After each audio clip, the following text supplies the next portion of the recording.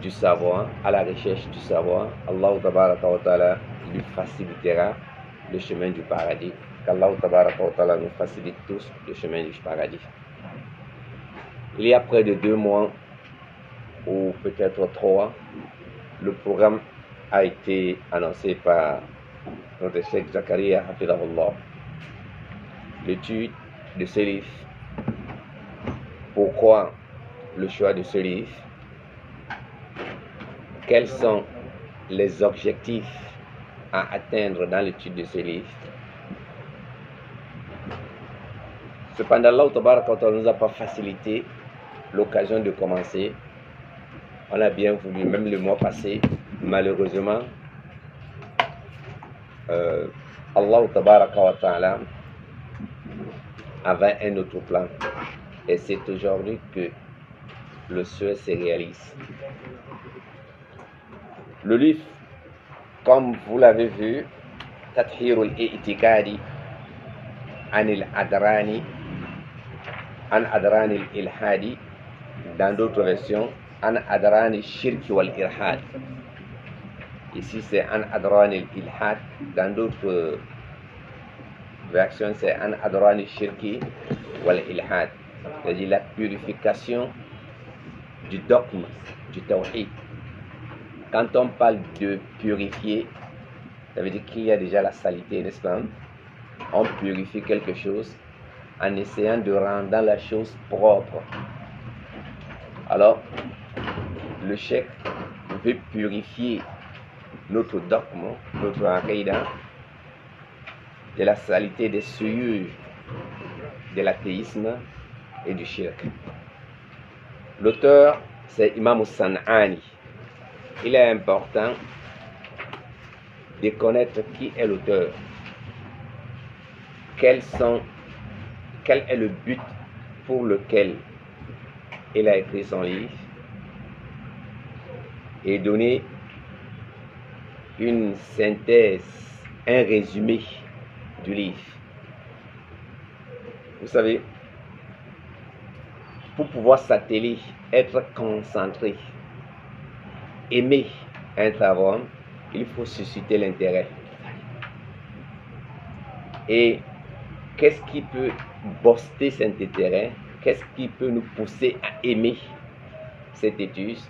C'est lorsque nous avons une vision globale de l'importance du livre. Lorsque nous avons un résumé, la quintessence de ce qu'enseigne le livre, cela nous pousse davantage à faire d'efforts, à être zélé dans la quête du savoir. Imam San'ani, comme le nom le définit, il est de San'a. Je voudrais que ce soit un cours participatif. Il est de San'a. En tant que musulman, lorsqu'on parle de San'a, alors San'a se trouve où? San'a, c'est une capitale. Non? Au Yémen, c'est la capitale du Yémen, San'a. Alors, Imam San'ani, il est né en 1189 de l'ère islamique, du calendrier islamique. 1189, ce qui correspond au 1775 de l'ère grégorienne. 1775, 1189 de l'heure du calendrier hégirien. Imam San'a, il est issu d'une famille érudite, une famille qui a beaucoup de savoir. Et vous savez, si nous voulons avoir une progéniture préservée, bénie par Allah Tabaraka wa Ta'ala, nous devons d'abord travailler sur nous-mêmes. Vous pouvez lire le verset du Coran où Allah Tabaraka wa Ta'ala dit wa ammal jidaru fakana li ghulamaini yatimaini fil madinati wa kana tahtahu kanzul lahuma wa kana abuhuma salihan farada rabbuka an yablugha ashuddahuma wa yastakhrija kanzahuma rahmatan min rabbik. Vous savez, lorsque on est enfant, non seulement on est enfant, lorsque on est enfant et qu'on est orphelin, c'est-à-dire on n'a pas encore atteint sa majorité, est-ce qu'on a la possibilité de se défendre? On n'a pas cette force, on n'a pas cette capacité. Mais Allah tabaraka wa ta'ala, lui, il est le créateur suprême. Il est puissant. Rien ne dépasse Allah tabaraka wa ta'ala. Il fait des causes. La relation avec Allah tabaraka wa ta'ala, c'est la relation de cause à effet, n'est-ce pas? Allah tabaraka wa ta'ala est capable de faire pousser de la nourriture ici, où il n'est pas capable. C'est-à-dire qu'il y ait la terre ou qu'il n'y a pas, Allah tabaraka wa ta'ala est capable.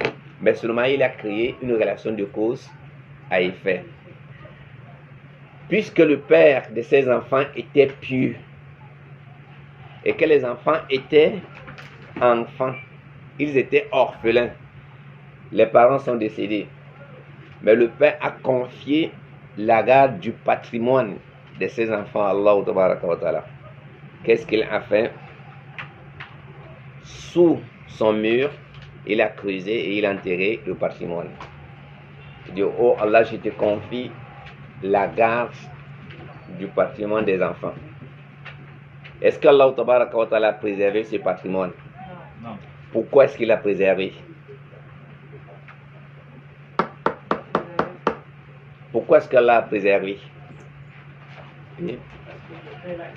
Parce que le père était pieux. Donc la piété a un impact positif, non seulement sur la personne qui est pieuse, mais également des générations. Sa lignée sera protégée. Et c'est la même chose avec la perversité. Lorsqu'on est pervers, il y aura des conséquences négatives. Vous pouvez lire le Coran.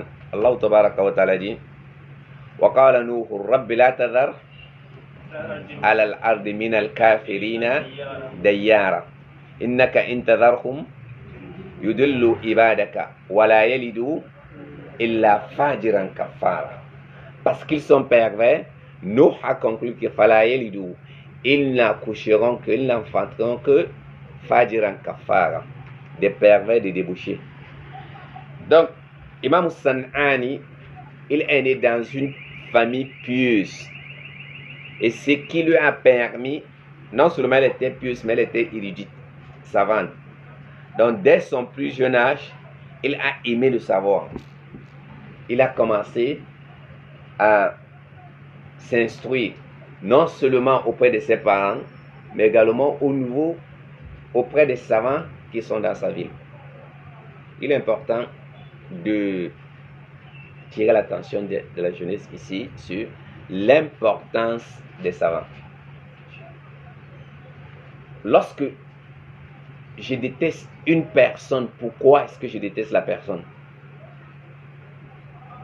Nous connaissons tout ce qu'on appelle al-bid'ah, n'est-ce pas? Nous aimons les mubtadi'in ou nous ne les aimons pas? Nous ne les aimons pas. Pourquoi est-ce que nous ne les aimons pas? À cause de l'innovation. Donc je voudrais qu'on fasse la part des choses entre la personne elle-même et l'acte posé. Je ne sais pas si vous comprenez. Lorsque je déteste une personne, ce n'est pas sa personne en tant que personne que je déteste, mais c'est plutôt l'acte qui émane de cette personne. Si cette personne est musulmane et que la bid'a qu'elle pose ne la met pas en marge de l'islam, quel doit être mon comportement à l'égard de cette personne?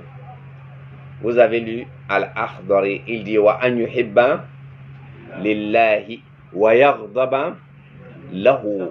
C'est-à-dire, il doit y avoir deux sentiments qui semblent être contradictoires, mais qui ne sont pas contradictoires, qui s'allient. C'est le principe de l'alliance et le désarroi. Il faut al-wala wal-bara. On doit l'aimer par rapport à sa religiosité et on doit le détester par rapport à son éloignement de la religion. J'insiste sur ceci parce qu'aujourd'hui, il y a des petits soucis dans la société. Toute personne qui dit « j'invite sur le sentier d'Allah tabaraka wa ta'ala », nous devons l'aimer. Que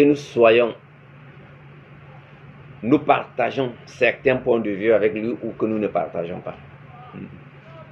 Nous devons l'aimer. À moins qu'il appelle à la déviance, là nous devons le détester. Mais si c'est un des du'at, nous devons l'aimer. Les actes qu'il pose, qui sont lois, nous devons faire, nous devons propager. Il ne faut pas dire que tu dises que non, celui-là, ce n'est pas mon enseignant. Non.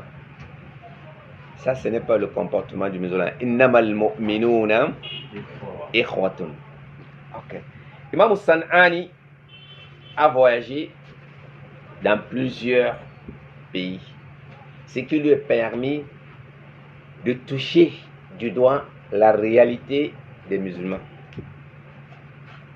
Parce que lorsque nous étudions, pourquoi est-ce que nous étudions, avant de vous dire ce que je voudrais dire, pourquoi est-ce que nous étudions? Nam. Pour se préserver de l'égarement. Nam. Une autre intervention, pourquoi est-ce que nous étudions? Pour distinguer le halal et le haram. Mashallah. Pourquoi est-ce que nous étudions? Il ne faut pas rester bouche bée. Pour sortir de l'ignorance. Pour sortir de l'ignorance, mashallah. Pourquoi est-ce que nous étudions? Ouais. Pour se différencier des êtres. Pour se différencier Entre les êtres. Mais on est déjà différent des autres. Pour marquer la différence entre nous les autres, dans quel de... Entre l'humain et l'animal. Entre l'humain, ça c'est le savoir d'une manière absolue. Je veux parler le savoir islamique. Pour mieux adorer Allah. Tout ça, ce sont des réponses, masha'Allah. Mais nous devons allier à cela non seulement pour sortir de l'ignorance, pour mieux adorer Allah, tabaraka wa ta'ala, il faudrait que nous ajoutions également afin de ramener les gens sur le sentier de la droiture. C'est-à-dire nous voulons être salih et muslihin, des pieux et ceux qui essayent de rendre des gens pieux. Waj'alna lil muttaqina imama. Alors, si tel est le but, nous apprenons pour être meilleurs, pour réduire grandement chaque jour la marche de l'ignorance, pour amener les gens à comprendre réellement comment adorer Allah wa ta'ala. Ça, c'est l'un des buts les plus importants de l'étude. Mais sachant que les ulama qui nous ont écrit ces livres, ils avaient en tête tout ce que nous avons. Mais puisqu'ils veulent ramener les gens sur le sentier d'Allah wa ta'ala, ils ont voyagé. Ils ne se sont pas recroquevillés dans leur bibliothèque, dans leur maison, non. Ils sont entrés en contact avec le musulman. Et lorsqu'on entre en contact avec son prochain, qu'est-ce qui advient? Conflit parfois. Il y a des conflits. C'est pour cette raison que Mohamed bin Abdul Wahhab te dit وَالصَّبَرُ عَلَى الْأَذَى فِيهِ. Parce que lorsque tu es en contact, lorsque tu veux instruire, éclairer une personne qui ne connaît pas, elle te prendra d'abord comme étant ennemi. D'où la nécessité de la patience et l'endurance. La nécessité de quoi? De la patience et de l'endurance. Parce que mettons-nous en tête que le chemin du paradis n'est pas s'aimer des roses et du parfum. Non. تبارك الذي بيده الملك هو الذي خلق Mauta wal hayata liyabluwakum, dont la vie et la mort ont été créées afin de nous mettre à l'épreuve. Ayyukum, qui parmi vous fera la meilleure des actes. C'est pas la quantité qui importe auprès d'Allah, c'est plutôt la qualité. Et cette qualité nécessite beaucoup de patience. Et du ceux avec qui tu vis, il faut s'armer de patience. Ceux à qui tu veux transmettre, il faut s'armer de patience. C'est pour cette raison que Imam San'ani, il s'est armé de patience et il a voyagé de ville en ville, dans plusieurs villes, dans plusieurs pays, afin de saisir le vécu des musulmans. Il a écrit un ensemble de livres dont nous allons mentionner par exemple Subul Salam, que vous connaissez tous, le commentaire de Bulugh al-Maram, Al-Qawl al-Mukhtasar fil Hadith, Taysir al-Aziz fil Fiqh. Il est Shafi, il est de l'école Shafi, et parmi les livres qu'il a écrit, il y a également Tathhir al-I'tiqad an Adran Shirk. Nous allons essayer de donner un résumé du livre. Nous avons parlé de qui? De l'auteur d'une manière concise. Alors revenons sur le livre. La thématique du livre a été traduite en français. Qui peut le lire s'il vous plaît? Ne vous en faites pas, on va revenir sur le livre. Le nom du livre en français.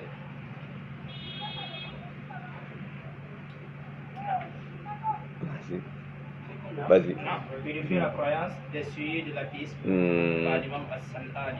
Oui, ça devait être plutôt purification, tathhir. Tathhir, c'est plutôt purification de la croyance. Purification de la croyance. An adran. Adran, c'est sûr. Le singulier, c'est quoi? Daran. Tathhir veut dire, ça vient du verbe Tahara. Tahara signifie quoi? C'est un verbe transitif direct. Tahara. Et le radical c'est tathhir. Tathhirul i'tiqad. I'tiqad, l'équivalent en français c'est un verbe pronominal. C'est un verbe pronominal. Tathhirul i'tiqad, ça vient de i'taqada. Aqada signifie quoi? Le verbe. Vous savez, en arabe, ils ont plusieurs types de verbes. Il y a des verbes qui ont 4 lettres, 3. Mais celui-ci, à la base, il a combien de lettres? 3. C'est un verbe trilitaire qui est aqada. Aqada signifie nouer. Et il est devenu mazid, khumasi'an et taqada. Et taqada. Khumasi, il est devenu Khumasi, qui signifie, ça signifie quoi? C'est-à-dire, oui, on a ajouté 2 lettres et ça a changé de sens. Les Arabes disent, à chaque fois qu'on ajoute un rajout dans la constitution du mot, ou lorsqu'on change de vocalisation, le sens change radicalement. Ça change. Et Itiqad, c'est la croyance. C'est-à-dire nouer son cœur sur quelque chose. Alors l'auteur, dans le livre, rahimahullah, il s'attaque aux problèmes liés au polythéisme. Ça va, le plus grand péché, c'est quoi? Mohamed ibn Abdul Wahhab, dans son livre Usul al-Salah, il dit Akbaru ma amara Allahu bihi huwa at-tawhid wa a'azamu ma naha anhu ash-shirk wa huwa da'watu ghayrillahi ça c'est le plus grand péché. Donc il nous parle du polythéisme et il cherche à purifier la croyance de toute forme d'association. Ce livre est particulièrement destiné à renforcer la compréhension du tawhid. Il cherche à renforcer quoi? La compréhension du tawhid, la pureté du tawhid. Et il nous met en garde, averti contre les pratiques qui pourraient ternir, salir le tawhid. Nous pouvons essayer de résumer le livre en 5 points. D'abord, il y a ce que nous pouvons appeler la classification du tawhid. Vous verrez, dès le début, il dit Alhamdulillah alladhi la yaqbalu tawhid rububiyyatihi min al-ibadi hatta yufriduhu bi tawhid al-ibadati. Vous voyez, il marque le premier qui est tawhid rububiyya et par la suite, il ramène le tawhid al-uluhiyya. Donc il y a une classification de quoi? Du tawhid. Il a une classification du tawhid. Il commence par expliquer la notion du tawhid. Il souligne qu'il est le fondement de l'islam. La base de l'islam, c'est quoi? C'est le tawhid. Et l'un des fondements les plus importants de ce tawhid, c'est tawhid al-ibadat. Auprès d'Al-Sunnah wal Jama'a, le tawhid se divise en combien de parties? Salasa. Qui sont? Tawhid al-uluhiyya, tawhid al-asma wa sifat, uluhiyya, asma wa sifat, rububiyya. Ok. Alors, tawhid al-rububiyya, c'est quoi? Quelle est la branche du tawhid qui nous procure la récompense? Non? Tawhid al-uluhiyya. Tawhid al-uluhiyya, c'est ça? Dans Tawhid al-asma wa sifat, Tawhid al-rububiyya, nous n'avons pas de récompense. Il y en a. Mais s'il n'y a pas la base de l'uluhiyya, le reste n'est pas valide. Les restes ne sont pas utiles. Et s'il y a Tawhid al-uluhiyya, il n'y a pas les deux. Les deux autres, ou bien l'un devient à manquer.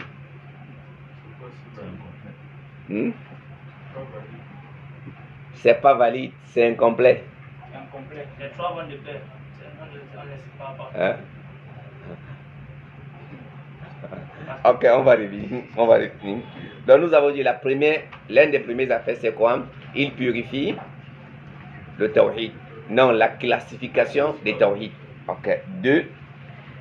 Il identifie le shirk, l'identification du shirk. Il analyse différentes formes du shirk. Que ce shirk soit majeur ou mineur. Identification du shirk. 3e point, critique des innovations. Critique de l'innovation.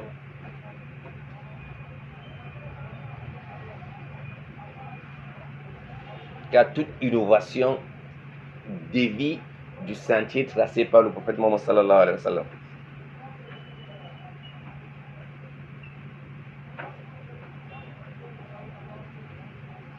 Quatrième point, la purification de la croyance.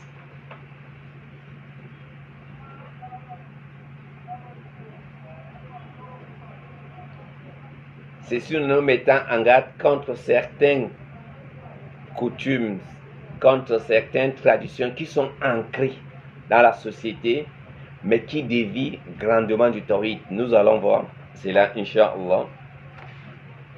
En 5e point, l'auteur, il réaffirme l'importance de la vérité islamique. Vous savez, aujourd'hui, nous avons beaucoup de difficultés à s'affirmer en tant que musulmans. Dignité ou vérité? Vérité. Réaffirmation de l'importance de la vérité islamique.